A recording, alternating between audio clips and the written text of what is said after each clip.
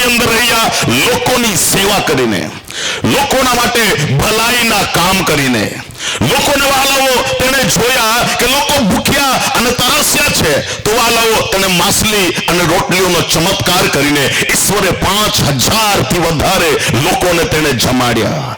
જે લોકો બીમારી અવસ્થાની અંદર હતા, દુષ્ટ આત્માથી ગ્રસ્ત હતા, બંધનોની અંદર પડેલા હતા, ઈશ્વરે તેવા લોકોને આઝાદ કર્યા, ઈશ્વરે તેવા લોકોને છુટકારો આપ્યો.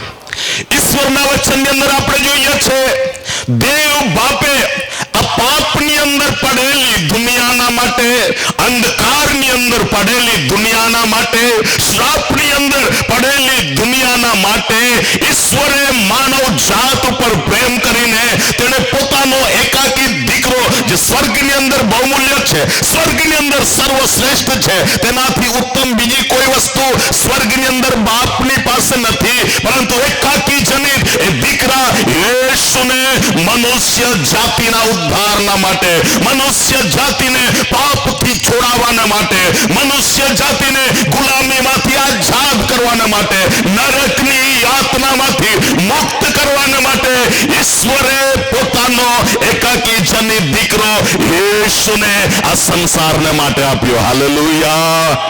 બધા જોરથી બોલીએ હાલેલુયા. બોલો પ્રભુ યેસુ મસીહ કી. અને ઈશ્વરને કોઈ મનુષ્ય ક્યારે પણ જોયો ન હતો, પરંતુ પોતાના પ્રતિમા અને પોતાના સ્વરૂપ પ્રમાણેના એ વહાલા દીકરાને વાલો મનુષ્યની વચ્ચે તેને પ્રગટ કર્યો, જેથી કરીને આપણે પુત્રની અંદર બાપને નિહાળી શકીએ, પુત્રની અંદર ઈશ્વર પિતાને નિહાળી શકીએ, પુત્રની અંદર ઈશ્વરના સ્વરૂપને આપણે નિહાળી શકીએ. એટલા માટે જે છે પુત્રના રૂપની અંદર યેશુને આ દુનિયાની અંદર દેવ બાપે પ્રગટ કર્યો. હાલેલુયા. બધા હાથ લાવીને એક જોરથી બોલીએ હાલેલુયા.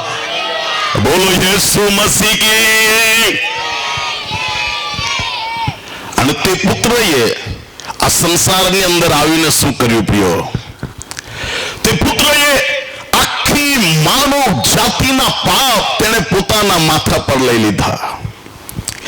આખી માનવ જાતિના માટે પાપનો બોજ તેને ક્રોસ પર લઈ લીધો, અને આખી માનવ જાતિના માટે ક્રોસ પર પાપનો એ ભાર લઈને કાલ્વરીની ટેકરી પર વધસ્તંભ ચડાવવાને માટે, જેની અંદર કંઈ પણ દોષ ન હતો, જેની અંદર કંઈ પણ પાપ ન હતો, જેણે પાપની અવસ્થાને ક્યારે જાણી પણ ન હતી, જે પાપની અવસ્થામાંથી ક્યારે પ્રસાર પણ થયો ન હતો, દેવ બાપે એ પુત્રને પાપી સંસારને માટે, તમારા અને મારા